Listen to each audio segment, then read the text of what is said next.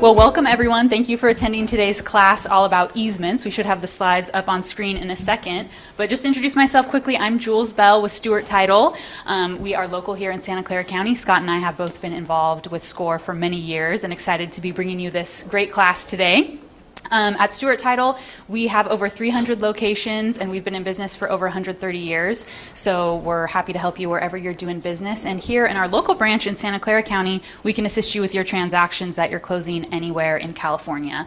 In addition to Scott, who I'll intro in a second on the title side, we also have a deep bench of experienced escrow officers, and then myself on the sales side, happy to help you with your business as well. And after Scott's presentation, I'll give a little bit of info on some fun farming things that we have new and available for you guys. But I'd love to introduce our speaker, Mr. Scott Heisey, today. He is our VP of Operations here in the Bay Area for Stewart Title, with special emphasis and experience in underwriting and education. So he is a great wealth of knowledge. He's had every position possible in the title industry, I think, worked your way up, and super experienced with all things title. And what sets Scott and us apart at Stewart Title is Scott's ability to get on the phone with you guys and troubleshoot any title issues. He's not a title officer that hides behind the computer, so if anything comes up or you need a second opinion on a title issue going on in a transaction, you're welcome to reach out to Scott and get that second opinion and have someone to talk through it with you and your clients. So without further ado, I'll let the expert take over, and thank you, Scott. Thank you, Jules. So welcome, everyone. A couple of things. I didn't change my number on that slide, so if you'd like to take down my real phone number, you can call that one. I'm not sure who's going to pick it up. It'd be kind of fun. I'm 408-221-6692. And of course, that email is correct. And you are welcome to give me a call if you have a transaction that is failing at another title company. The title companies I will not name. Feel free to give me a call. Free second opinion. We used to be able to give you donuts before SB 133. Now you get me. I'm the low-cal version. So there we go. Let's jump in. So this is about easements. The kicker here is ask questions. Feel free. Throw up your hand. Ask a question. Bobby's watching the people online, so feel free to throw something in the chat. And we'll jump in. There's a couple of things, and these are questions. What is an easement? Anybody? Bueller? Permission for access? You want to go ahead? Say it again. Permission for access to the property? Permission for access. That's actually perfectly said. An easement is permission, right? It's funny is why wouldn't they just call it permission? Permission to use. No, we have to come up with fancy words like easement. So it's permission. So let's say I go to you. And you live at the front property abut the road, I'm in the back, and I'm technically landlocked, right? So I go to you and ask for permission. And you go, sure, and we grant the easement. Okay, but there's different types of easements here, and I know we're going to get some questions on this. But back to exactly what you said, an easement is permission. But what happens if you don't have permission, right? Where do you go from there? And if you look up on the screen, you've all probably heard of this, but what is that? Anybody want to take a shot at that one? Government one?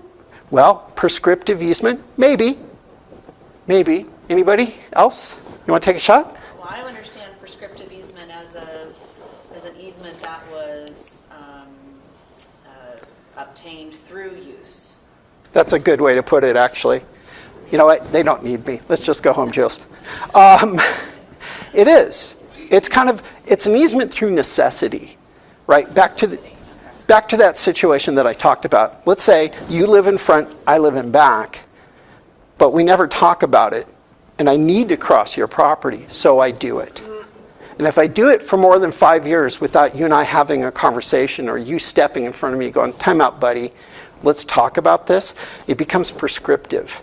Right? And if you look it up, it says open and hostile use. And I love that term hostile. What does that mean? When I drive by, I flip you off? Yeah, haha, I'm driving by your property, right? Type of situation. But what it is that if you do not stop me for a period of 5 years, you've actually given your tacit permission for me to use it. The issue is, and I've run into this many times, and you and I, before we started, we're talking about the Santa Cruz mountain properties, Los Gatos side, Santa Cruz side. They're full of these issues. And the reason they're full of these issues, I'm going to take you back in time. If you remember the 1960s, some of you may be too young to remember the 1960s, and then people say if you remember the 1960s, then you weren't high enough. Anyway. Thank you. All right. So what happened here is that a lot of people moved into the Santa Cruz Mountains, kind of the hippie commune thing, right? So it was all kumbaya. I live here. I have this property, blah, blah, blah. People would go, hey, bro, it's okay. You can just pass on my property. That was all great through kumbaya in the 60s and 70s and probably into the 80s. Now we've got McMansions up in the Santa Cruz Mountains, right? They're not so cool about the prescriptive easement rights and handshakes and, kumbaya stuff. I did live in Boulder Creek in the 1980s, so I know how this worked out. And I do remember it. I was not that high during that time. Last weekend I was. Anyway, the point being is that it's without permission, right? So prescriptive is kind of quasi-easement. All right, title companies cannot insure prescriptive easements because they're not defined. There's nothing of record. There's been no agreement between you and I for me to cross the property. So therefore, when I sell the property and I say, oh yeah, I've got access. Well, you may have real access, but you don't have permission. So when I sell it and some new people show up, right, you go, time out. Now you jump in and go, time out. You can't cross here. Property's already sold, right? You can't cross here. Well, a prescriptive easement would not necessarily follow the land. Why? Because it was never legitimately created. Now let's take it back a second before the sale. I'm trying to sell the property. It's been 6 years since I've been doing this, right? And then you step up and go, time out. You can't cross this property. I'll go to court and I will win. Why? Is because the courts will say, why did you wait till now? Well, I figured when he put the house up for sale that was going to be a problem, right? But the courts are going to say, no, no, no, no, no, and let the fight ensue, right? But I have yet to see a legitimate prescriptive easement fail to be perfected in court. Once it's perfected in court, it becomes permission. So it goes from quasi-air biscuit to actually in a court order that says this easement is now connected to this property forever. So if you're dealing with a transaction and you read the prelim, and I hope everybody reads the prelim, when you look at the legal description, if you need to cross somebody else's property, it's going to say parcel 1 and it's going to describe the land. And actually, I'll kick over to something here. All right, why is this not working? Bobby, help me.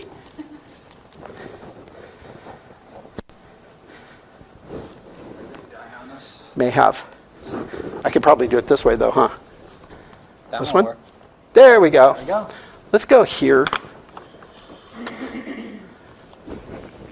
Really quick. As you see on your screen, let's say that green section is the easement, but right now it's a prescriptive easement. All right, so if you're looking at the prelim, and the legal description, we're selling lot 2, the blue section in this case, it'll just say lot 2 described as blah, blah, blah. But you're crossing another property there, right? You're crossing the orange property, but there should be a description in the legal description which defines it along with or together with access over blah, blah, blah. 10, 15, 20, 30 feet wide and describes it perfectly. That is a perfected easement. If that isn't there, then we're talking potential prescriptive easement rights, which means we're back in court, or to avoid court, this is where I get involved, I might talk to you and go, hey, you let them do this, can we perfect it? And if they've been good neighbors, right, kind of back to the kumbaya thing, yeah, sure, right? What's very interesting about easements today, as opposed to the creation of them, let's say 20 or 30 years ago, is the language that's built into an easement, right? I'm going to go back. So it's funny is that all of you may become characters in my talk today because I'll make eye contact on certain, you're going to be my permission person. Every time I say permission, I'm going to look at you, right? Every time I talk about prescriptive easements, I'm going to come back to you. So in this case, let's say you're good with it, right? You're like, yeah, we'll set that up. Let's do the easement. So we can help you create that to perfect it, so then the property's marketable. But like what I said, let's say we did this 30 years ago, you can go, yeah, you can ingress and egress across my property, and that's all it says. But what if I start using it, I work on cars, and I'm parking cars on it, right? That wasn't a part of the agreement, but guess what? You didn't say I couldn't. So now we've got a conflict, right? And this is where things are changing in today's world. In today's world, when easements are created, let's talk about today, you would say, yes, you can use it for ingress and egress, but you cannot park on it. You're responsible for maintenance of it because you're using my property to get to your property. I want it maintained well, right? I expect it to be paved. You can put this all into that agreement. And this is what's happening in today's world, is that people are adding more and more legalese into these easements that are defining them in such a way to narrow it down to its scope and use. And I run into this a lot, again, in the Santa Cruz Mountains, where there might be long easements, but what's really interesting about it is that if they didn't have a definition on it, people are going to take advantage of it. So if you're representing buyers, read this stuff. Be very prudent about looking at the prelim. And if you have questions, call me so I can say, well, this easement doesn't say they can't do that, so let's talk about it, right? Because if I did that, start leaving broken down cars all over your property because it's my easement, you become pretty hostile at that point, right? Because I'm devaluing your property or making it look lousy. I want to show you guys something. I love this slide. So this was a recorded document, right? This was done in the Santa Cruz Mountains on a kitchen table amongst several owners, right? And it was, nobody had access to their properties. So they just drew it in. None of it's been surveyed. So is it insurable as an appurtenant easement? And by the way, remember the term appurtenant, meaning for the benefit of. All right, so if I need an easement, I need an appurtenant easement, meaning for the benefit of my property to cross somebody else's property. Again, why do they use this kind of language? I don't know. They just make up words as they go along. So what happened in this case, there was no legitimate access. And look at how many signatures are on this. This looks like there's 15 or 20 property owners who all got together and said, okay, we're going to create something that creates access to our properties. It failed miserably. It didn't do what they wanted it to do. This did not create appurtenant easements that are insurable. But what did it do, or what it did do? It created an agreement, which is still enforceable, which is great. It was something that we can go back to and go, here's the intent. And they defined out in that you can cross this property. Where exactly? We don't know. We can't plot it on a map, and we can't use their napkin version of it, but they recorded it, so it showed intent. I actually insured this property, right? So is it perfected? No. Is there access? Yes. And what we did is we added in this agreement saying, hey, this agreement is giving these people permission, see, back to you, eye contact, permission to access my property. Exactly where? Unsure, because it's drawn in with a Sharpie. So that's the way it is. I had a transaction in Nevada County, up in the foothills of the Sierras, where the owner was selling the property, said there's access, and the real estate agent said, yes, there's access. But when we drew it out, there was deeded access. There was permission granted, but they didn't use it. They just cut their own road in with their four-wheel drives and said, here's our access now. And so when we plotted it, the owner was like, well, that's not where the access is. And I said, so where is the access? And he drew it in for me, kind of like this with a Sharpie. I said, that's great. I can't insure that because it doesn't exist. It only exists because you drove on it and you're driving across other people's properties. Prescriptive easement rights. I said, so we're going to stick with what's of record. He goes, but you can't get there from here. I said, that isn't my problem. That's your problem. Right? I said, so I'll insure it this way. If you can't get to it that way. And the problem is that they drew their own map and deeded access without considering the topography of the property, meaning that it was impossible to get there the way they drew it. The road was dirt and like this. Right? So they went, oh, we'll just go around it. But then they didn't redraw the easements. So we run into these things in California. Right? Not so much in San Jose. We don't have those problems in San Jose. But the moment you start heading up Highway 9 or up 17 and venture off into those woods, you're going to have these problems. Do we have other easement issues in San Jose proper, in Santa Clara County? Absolutely.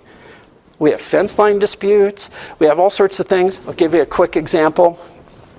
Alameda County, there was a court. And in the court, everybody's property was pie-shaped.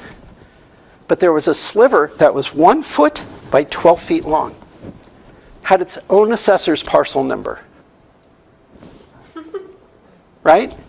The taxes on it were $8 a year. $4 per installment. This property just paid the tax bill. The county assessor was great. Tax collector was great. It was still assessed to the builder of the subdivision from the 1970s. It was a forgotten parcel. So when you ran the chain of title, ran the title report, it would not come up under that property. Why? Because it wasn't owned by that owner. You own the property next door, you just paid the bill. Why did you pay the bill? Because the person you bought it from paid the bill, and the person you bought it from paid the bill. All the way back to the 1970s without anybody questioning it. Why? Because it was $8. You turned it into a flower bed. 1 foot by X amount of feet, right? When we sold the property, of course we didn't transfer it to the new owner because you can't sell what you don't own. It wasn't transferable. So everything blew up. It was like the title company failed. I said, no, the title company didn't fail. It could have never been on the title company's radar. Because who owned it? The developer from the 1970s, who we tried to track and who had died decades before, right?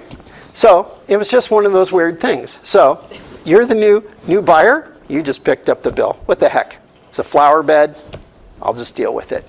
The reason it was a forgotten parcel is because it was going to be a pipeline easement that ran to the abutting court, which was also going to be developed and never was developed. So it just became a lame parcel, right? What was interesting is that you could theoretically contact the assessor's office and say, can you merge these together for me?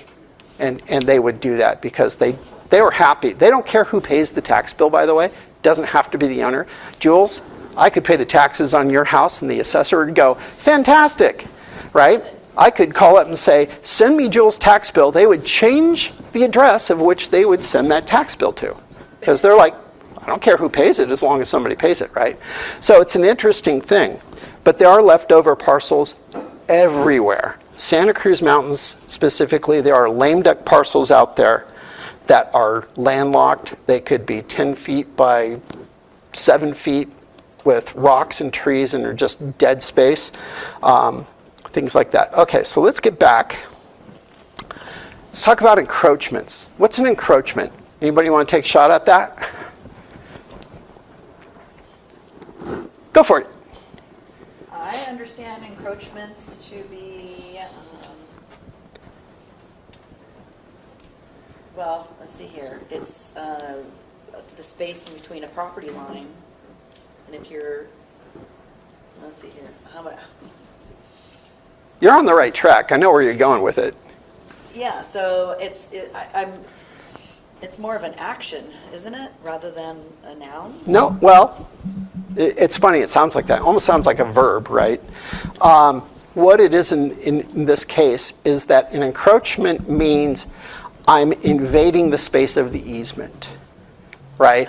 I'm now building or putting something blocking a portion of that easement, if not the entire easement itself. And an encroachment doesn't even have to be over the easement. It could also be over to the property lines, right? Somebody builds a garage in the back and they didn't survey it well. They could, let's say it's a foot over the property line into the neighbor's property. They're encroaching, right? An encroachment in this case in an easement would be, hey, I drive up here all the time and then you build a garage that then cuts my access in half. I go from 10 feet to 5 feet. You're encroaching into my easement. So it's an invasion of space.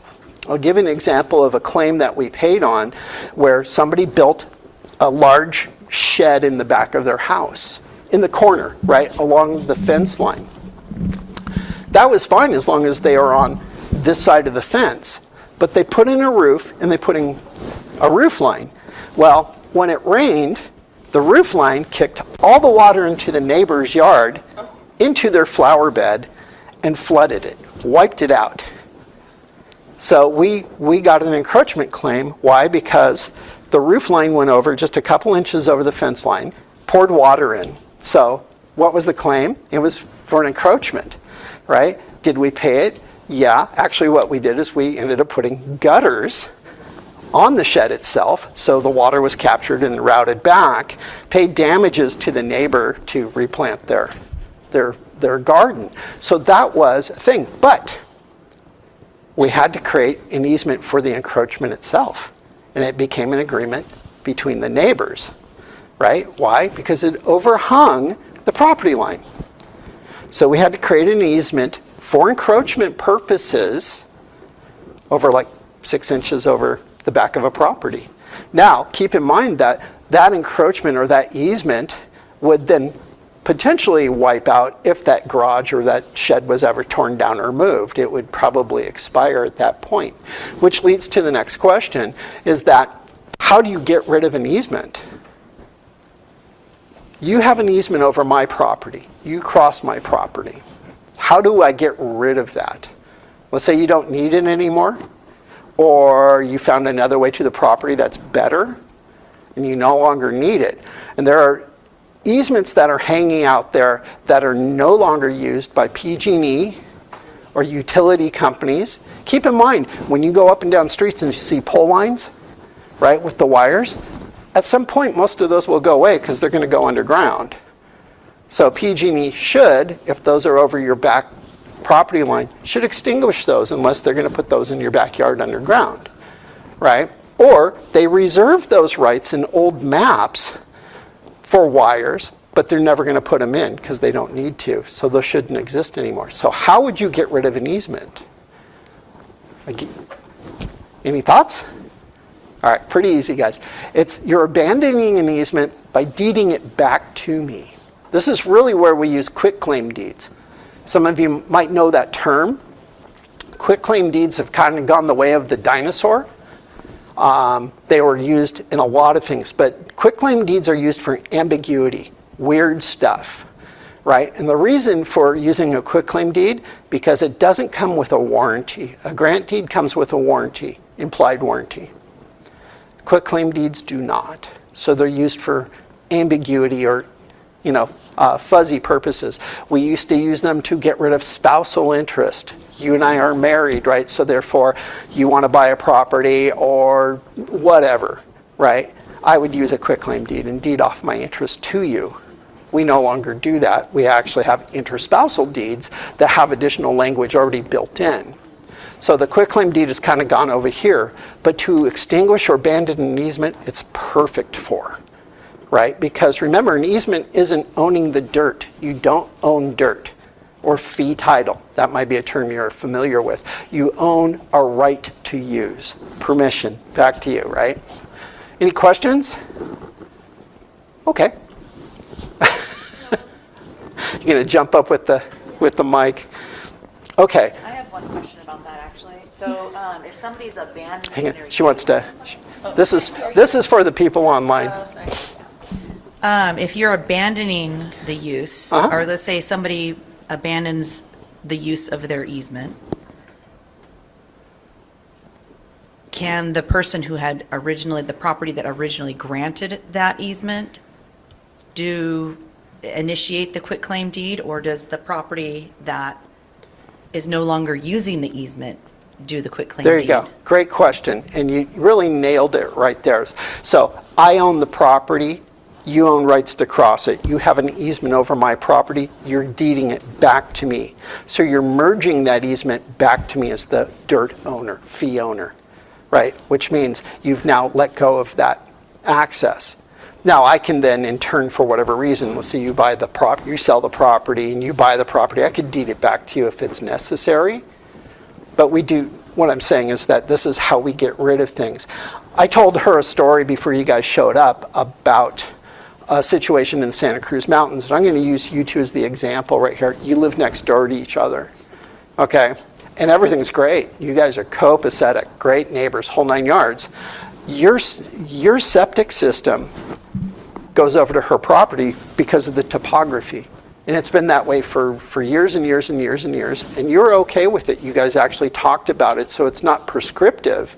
It's actually, as on the screen, an easement by license, right? Keep that in mind. Easement by license. It's an agreement. And this one in this case was not of record. It was just done because you guys had agreed upon it. Okay, now I'm going to drill down a little deeper. An easement and we'll get to the point here. I'm hoping all of you have driver's license, all right? So a driver's license has an expiration date on it. Licenses typically have expiration dates. Your real estate license, they have expiration dates, do they not? Okay. So an easement by license will generally have an expiration date. So in this case, remember, your septic system is going over into her yard. Everything was great. What was interesting is at the last second, you were selling your property, you changed your mind. So the buyer came in, you're like, yeah, I'm not good with the septic system being there anymore, I want it moved. And this was literally like 2 days before close. And I went, okay, I got the call from the agent, what do we do? So I got everybody on the phone and just asked, hey, would you be okay granting them 90 days? A 90-day easement by license. And he went, yeah. Buyers were like, 90 days? I think we can cure this in 90 days, which was great because what happened then is that agreement was between the buyer and the neighbor. It had a performance clause in it, basically saying you have 90 days to reroute that septic system, right? What was great about that is you worked out your own language. We didn't put the language in there for you. You worked out your own language. 90 days, we closed the transaction, we're out. So the agents were now out because they're not a part of the agreement. That was between the buyer and the neighbor. Title company was out because we closed the transaction. Whatever happens post that, not on us. So everybody collected their fee, put a performance clause in there, and it worked, right? So when you run into a problem at the 11th hour, this is when we really need to talk. And I'd much rather talk at hour number 1 than hour number 11, right? Because we can cure a lot of this stuff sooner rather than later.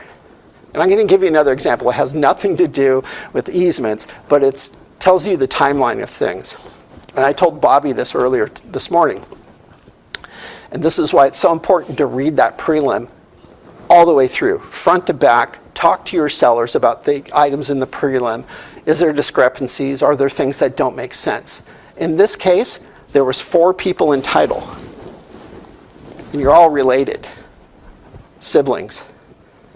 All right? I get the call on a Thursday. Transaction is supposed to close on a Friday. And only 3 people show up to the sign-off. When the escrow officer said, what happened to sibling number 4? Oh, she's dead. So I'm on the phone and went, during the course of escrow? I mean, that happens from time to time. Yeah. No. They just didn't tell you. She died in 1996. Oh, goodness. Well, it had been on the market for 120 days. Didn't anybody notice? Yeah. Right? Which was funny is the seller's agent was livid with us. Well, why didn't you tell us he was dead? Or it was a he in this case, but I'm going to say she. Why didn't you tell us she was dead? Well, because in the public record, she is not.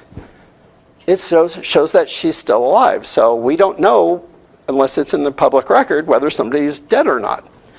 But my question back was, didn't you read the prelim and go, I'm missing a name on my listing agreement? Yeah, exactly. All right. So reading the prelim is super important. It was supposed to close on Friday. We managed to close it on a Monday by finding a workaround. Here comes the real kicker. And again, I'm going to use you as the descendant. You were still entitled with your spouse, who you actually divorced before you died, and you remarried. So this even went even worse. So I got the divorced spouse and the widow together on the phone and said, okay, you held title as husband and wife as joint tenants. So the joint tenant right of survivorship would still work even though you're divorced, right, because of record. So we played it that way. And I got the spouse, the ex-spouse, to play along, give us a demand. We paid her. She moved the money over to the widow because they are all still with the grandkids and, other things. My point being is that if somebody would have read the prelim and started this 120 days ago, we wouldn't have run into this at the end of the transaction. It's the same with easements. It's the same with the thing I said about the septic system and things like that. When you hear something, say something. If you go, wow, that's interesting, that could be really scary, don't sit back. Call. Because we can probably work it out, or we can say, it's nothing to worry about. Right? And that's why I do these seminars, is to give you another avenue to run stuff through instead of going, oh my God, I think this is going to tank my deal. It's not. Yes? I just want to give a real life example of something that happened a couple weeks ago. Go for it. So I had a buyer buy the front parcel of a lot that had been split in half, divided in half. The original house had like a 12,000 square foot lot. And so the existing owners split it in half, refurbished the original house, and then sold it. We get literally like 4 days before escrow is supposed to close, and I realize the parcel number on all of the paperwork is the original one, not the subdivided ones. The agent, I'm representing the buyer. Escrow didn't catch it. The the sellers didn't, and I'm like, holy crap, the loan's been funded, almost funded, everything's done. And here we are, days before, and why am I the one, who notices that this is wrong? So I bring it to the title company, and they're like, oh, I guess we didn't know, and we could have maybe gotten a 12,000 square foot lot out of it. But it was corrected. But what if we had gotten all the way to the end? That would have been a claim. Yeah, it would have totally been The a claim. buyers would have submitted a claim, and then the title company would have had to have redone the transaction essentially at their cost to fix it, right? Situation. But back to your point, what I really like about that is that you have to be really diligent, right? Read the prelim. Yeah. Look at the map. Order color-coded maps on every sale transaction that you do. Then look at it, right? Recent lot splits, and this is going to happen a lot, by the way, guys, with the SB9 stuff. That's what this was. There you go. Putting in ADUs, right, and then trying to split the property and selling them. Everybody's thinking cash cow, which is probably pretty smart, right? Buy a 12,000 square foot lot, as long as the county says that you only need 6,000 square feet, boom. Build a house, build an ADU, build a separate house, whatever you're going to do, right? Because the counties are, by the way, every time there's a lot split, it doubles their tax values, right? Theoretically, not, don't take that as gospel. But what it is that I have a lot and I'm paying this much money on, especially if it's an old property, right?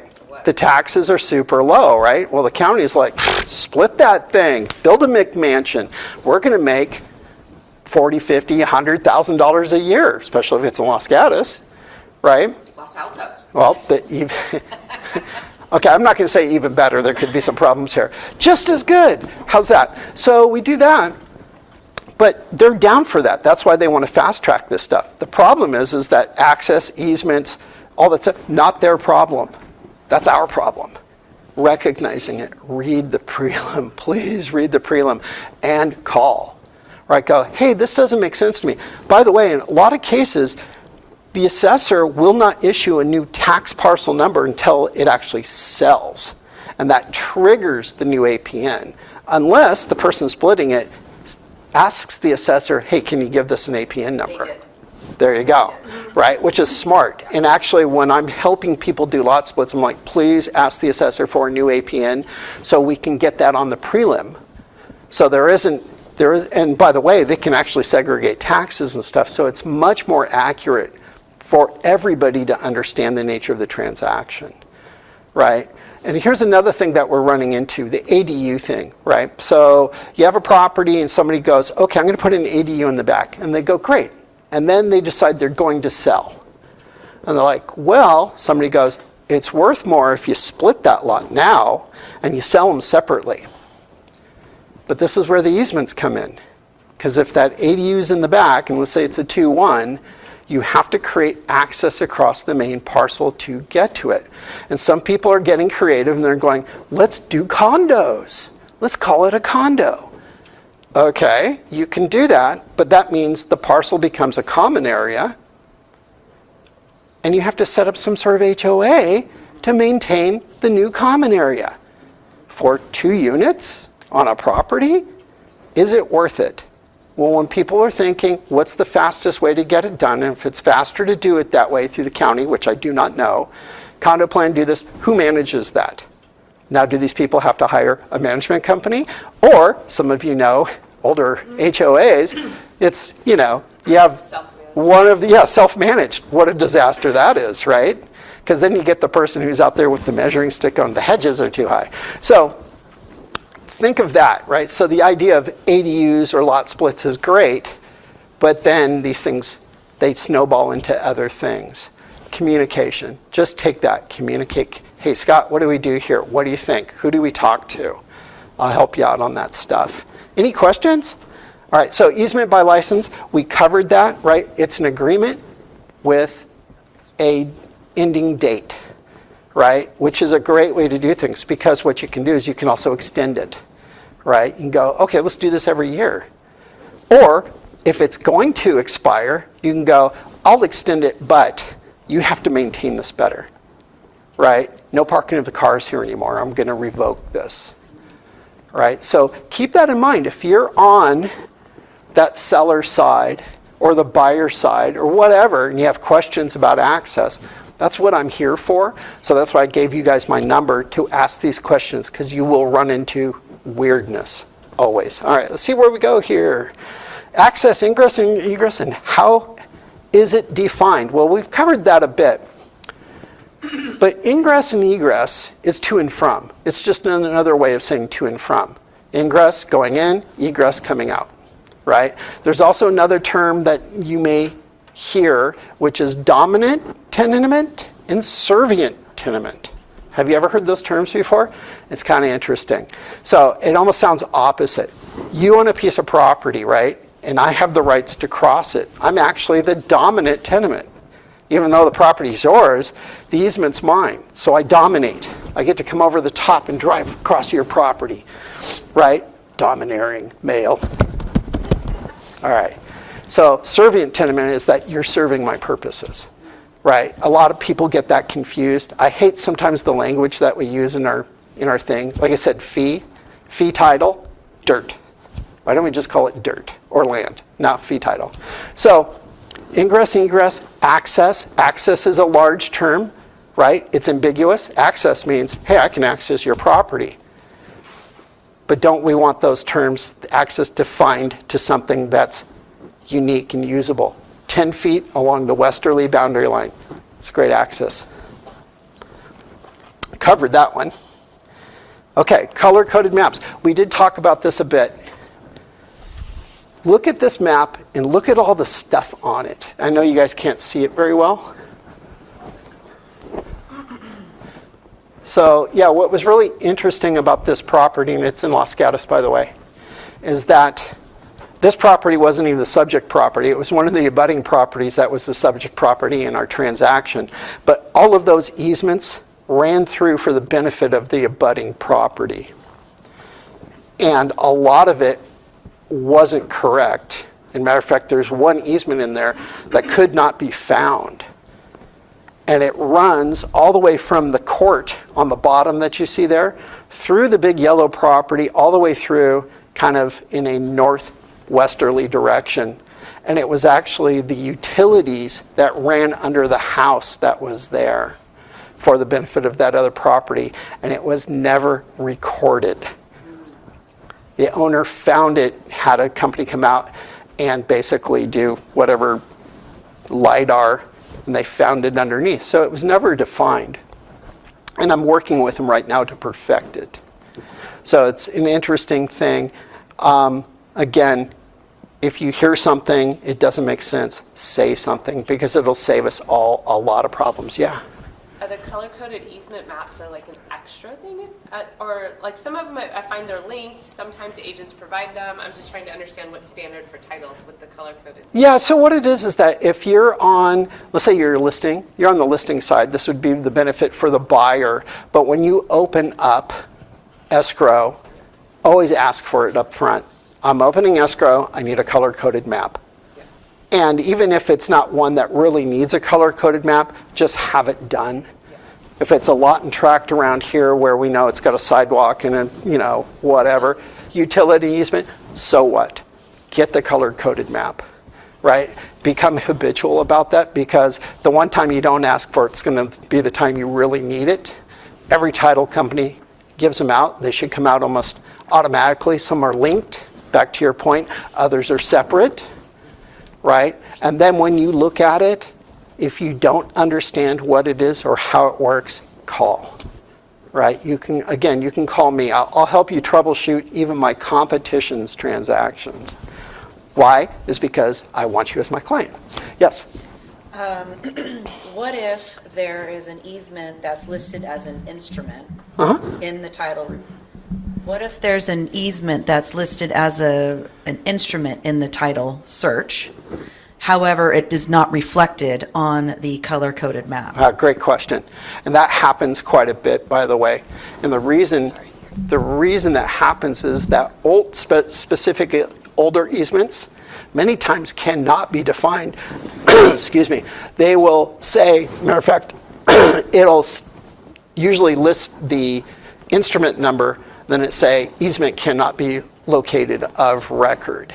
It'll state that underneath. The reason for that is that the anchor points that the surveyor may have used back in whatever decade that was, could be the teens, 20s, 30s, 1800s, what have you, can no longer be found. So if you can't find the starting point of an easement, you can't plot it, right? And by the way, keep in mind, the parcels we deal with today are portions of a lot that was much bigger. And that portion of a lot that was much bigger. Imagine this room being a large multi-acre parcel, 100 acres, right, from the 1800s. That is now 1,000 homes. And that easement was created back in the 1800s or early 1900s at some point way back over there, but your property's over here. We have no way of defining what that was. But remember we talked about a little earlier, is mitigating potential risk and loss, right? We look at that as going, what's the chances of it being an easement that would affect this property? Well, the reason for that is that older easements may not even be pertinent anymore, right? Consider a property back in the late 1800s, early 1900s were used for purposes that are no longer necessary. Trail easements, right? Before the automobile, I've seen wagon easements. I've seen horse easements, right? Not pertinent anymore, but we can't find them. And by the way, how many of you seen, what was that movie with Tom Cruise and Nicole Kidman? They're Irish immigrants, and they're coming out, whatever. They have a land rush scene in that where everybody's running out and trying to stake their property. That happened. That was true. And people would, they would stake the property and then run over and put another stake in and run it. This is mine, and defend it, right? It was a land rush. Well, that's great, but how do you define that, right? And this is how property started. This is why there was land wars, because people said, no, that's my property, and this is... So surveyors became a big thing back in the 1800s. But guess what? There was not enough surveyors to survey the property fast enough for people to grab land. So what did the survey companies do? Here comes the punchline. They went into the local saloons and bars and found people who didn't have jobs, who were hammered at the bar on really bad whiskey. And then they took them out and gave them a quick course to pay them a few bucks so they could go back into the bar and continue to get drunk. These were done with chains, and a chain was 66 feet long. You would tack down the chain and stretch it out and tack it down. That was one chain. And then you'd go back and grab the chain here and pivot it around and stretch it out and tack it down. That's 2 chains, right? So we have legal descriptions that are in chains. And then when it's smaller, they're links of chains, right? Done by people who are horribly drunk. So how do you think good those surveys were, which we refer to as whiskey surveys? Why? Because they went like this all through the mountains. They would also use tie points in creeks and trees. Back to why we can't find easements is because they'd say, to a point on the 6-inch diameter oak tree, 1872. That oak tree is now 200 feet tall, 12 feet around, or it's rotted and it's gone. Creeks, they move. Every winter they change course. If it's a large winter, it may not be there anymore. It could be 100 feet in another direction. So your property could ebb and flow by creek courses if you use that in the legal description. So therefore we can't rely upon those as being sound. Same thing with easements, right? They would do these easements. Of course, they would time to courses that don't work. So back to your point, some easements cannot be plotted. Why? Because you just can't find them. Or we discover if it's in chains, it's questionable. So, but great question, by the way. And if you run into that, give me a call. Happy to work on you with that. Any questions? Bobby, do we have anybody online? I got one. So this was from a little bit ago, but I have a question in the chat. PG&E sent a letter to my client and has been calling them about obtaining an easement of 1,080 SF for $1,000. My client did mention that they are building new homes around them, but PG&E is being really pushy with the calls. Is this a possible scam? Oh, wow, that's a great question.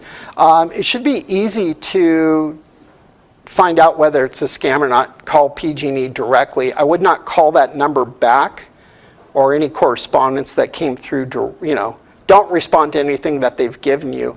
Do some research, Google PG&E and call them directly, and then ask them if they're doing this, right? Is this a part of their thing? It could be a scam. What's interesting is that obviously PG&E's existed for a long period of time. They are the 800-pound gorilla in our world. They do have easement rights that go way, way back. Kind of, we talked about this a little bit earlier, where they claim easements or they'll get easements even if they don't necessarily need them yet. Thus the reason for the abandonment of those easements, the quitclaim deed back. Right, so again, if you're dealing with properties where there are PG&E easements that are dedicated on a map, but there are no utilities there, kind of about those pipeline type of things you talked about. But imagine if this was, the PG&E, getting them to abandon those things, to open up the property for further development. That is something that could work. And they should be able to abandon those easements if there is no plans to put in any sort of power there, or they put it along the streets instead of through the properties. So they've already found another way to do it. Get rid of the easement so the property is no longer burdened by that, therefore it can be developed further, if that makes sense. Any questions? Yes? Got to wait for the mic. So if you have an easement that's no longer in use and you file to have it abandoned, and you're in the middle of a transaction, and now you have to work through PG&E to get the paperwork, is there, in cases like that, is there a very long delay, or do you sort of draft something that gives like some period of time for it to get done? Wow, that's a great question, because if you're dealing with a huge industry like PG&E, right, they're going to work within their own time frame. They're not necessarily going to rush anything for you and I in a transaction, because they don't really get anything out of it. I don't know. I think corresponding with them, again, reading that prelim up front and then defining that, going, wow, this needs to be done. Call them immediately. Set that clock. Don't wait till the 11th hour. As an underwriter for a title insurance company, what I do is not that much different than all the other title companies. Every underwriter is at the very bottom of a funnel. And keep in mind, the bottom of a funnel is a lot smaller than the top of the funnel. Transactions pour in, and then it trickles out the bottom. I see problems constantly because I'm at the bottom of that funnel. It's all the problems coming in, and I'm working on these problems, right?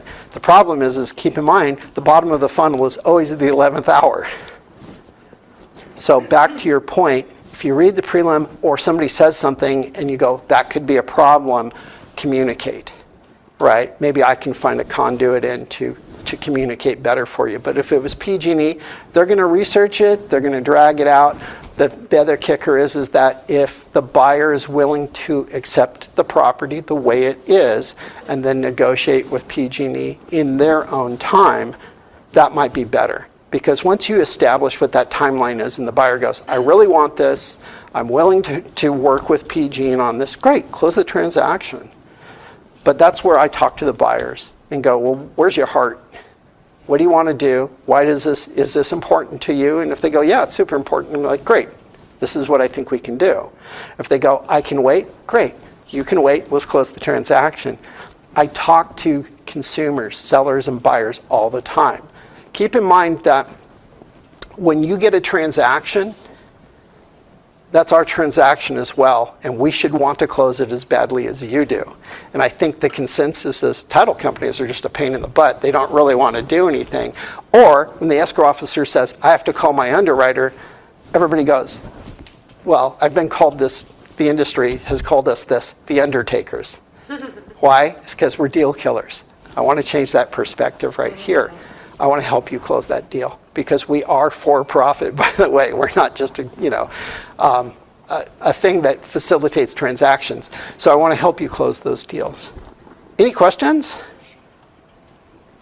Let's go into this one. This was kind of a new thing, and we only have a few minutes left.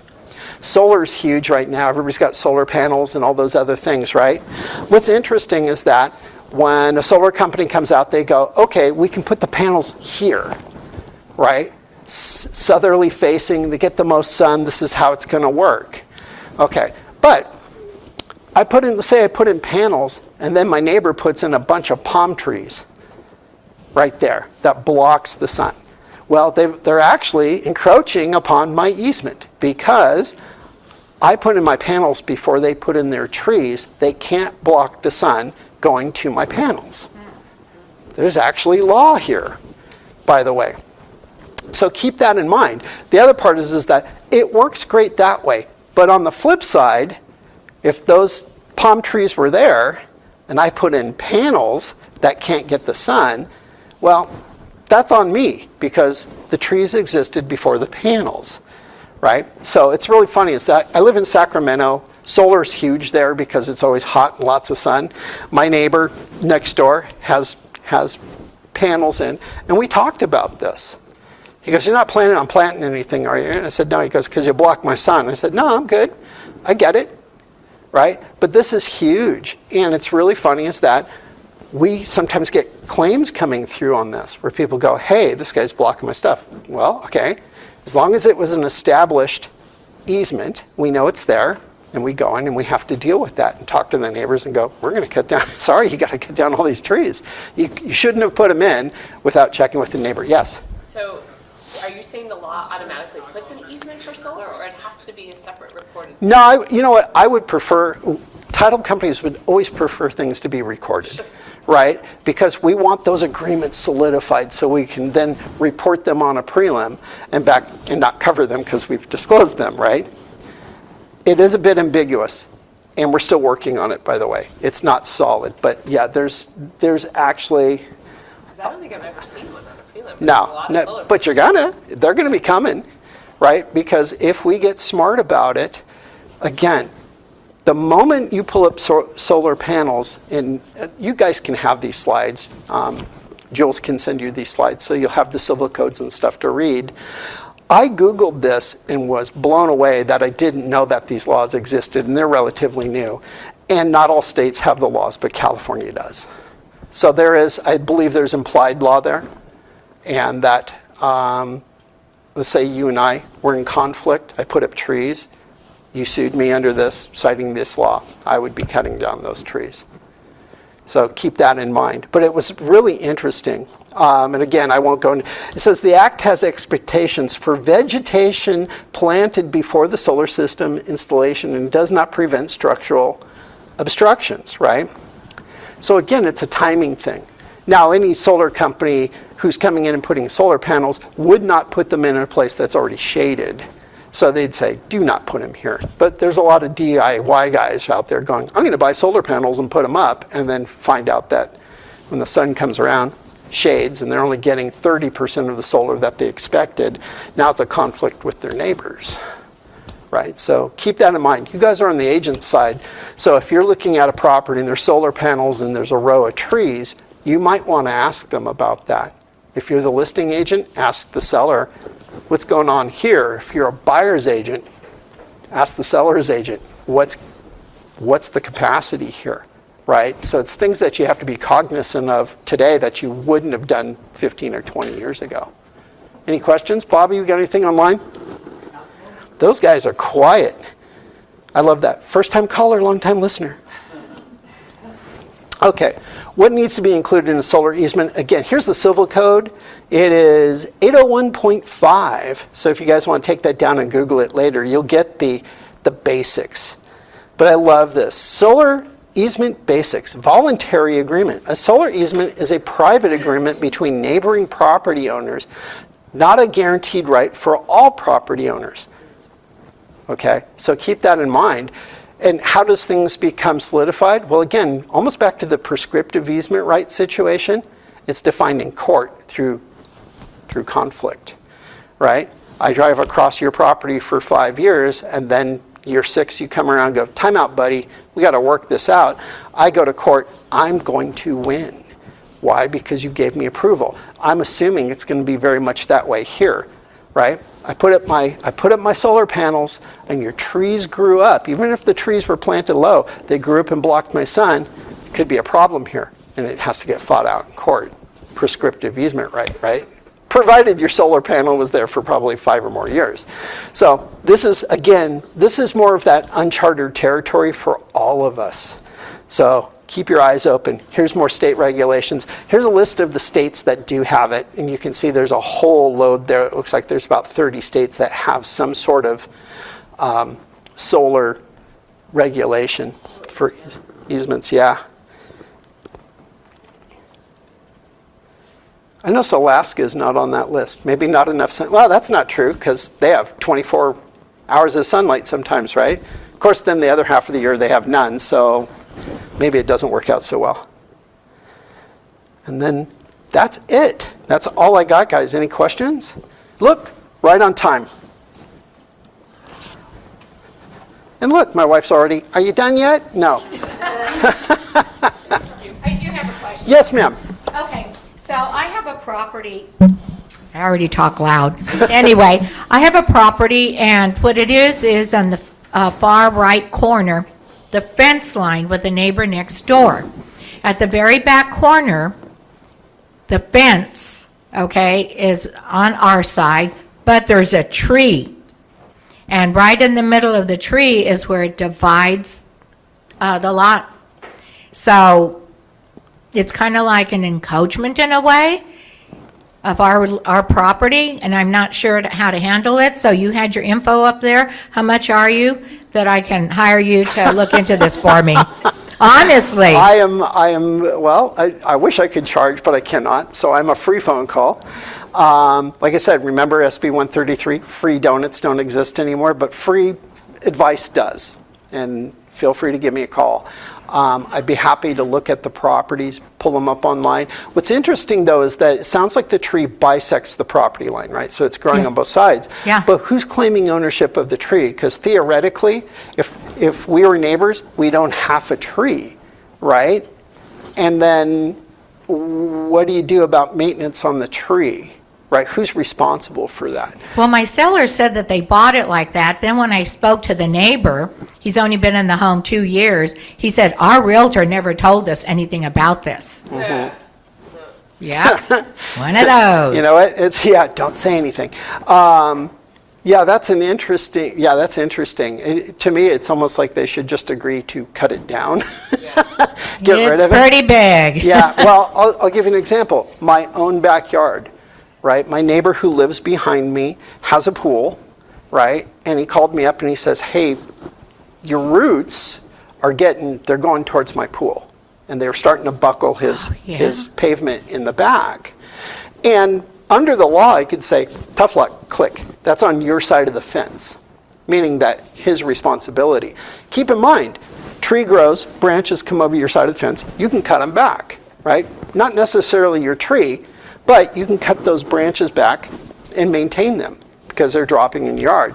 So, but to be a good neighbor, it was a giant oak tree. It was really big. It was starting to buckle my pavement as well. So to be a good neighbor, we just took it out, got rid of it. It cost us about $4,000 to get rid of the tree, and then had to poison the tree so the roots would stop growing and doing all that stuff. And he was very appreciative. So kind of back to that, it's almost in the good neighbor situation where they should agree on a solution. And that solution could either be we both maintain the tree on our separate sides of the lot line.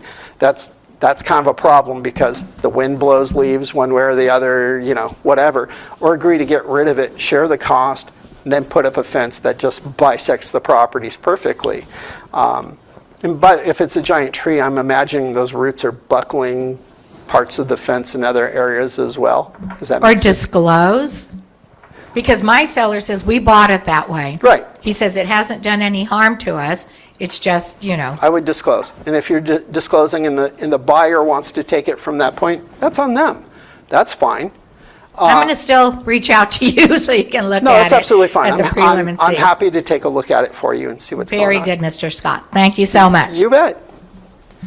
Any parting questions or comments?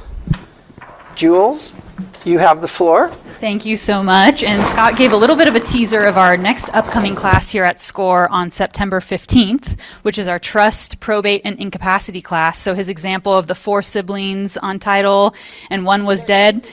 You'll get to hear it again in that class, and that's kind of a teaser of a lot more of what he'll be covering on that. It's our most popular class, so come with all your questions on, again, trust, probate, incapacity issues. We're seeing that on so many transactions these days, and it's going to keep coming up. So don't miss that, September 15th, back here at SCORE.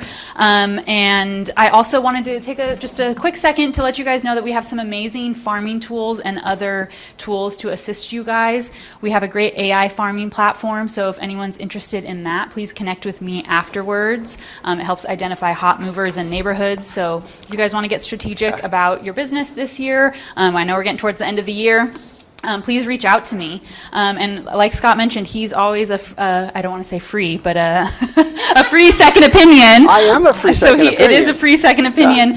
So take down his phone number, and maybe we should say your phone number one more time, Scott. It's 408-221-6692. And make sure you call me quickly because Jules mentioned AI. I'm sure it's going to replace me 6 months from now. So feel free. Wow, I thought that was going to be a lot funnier. It might be true, yeah. Sorry, Scott. Can you say your number one more time for the back? 408-221-6692.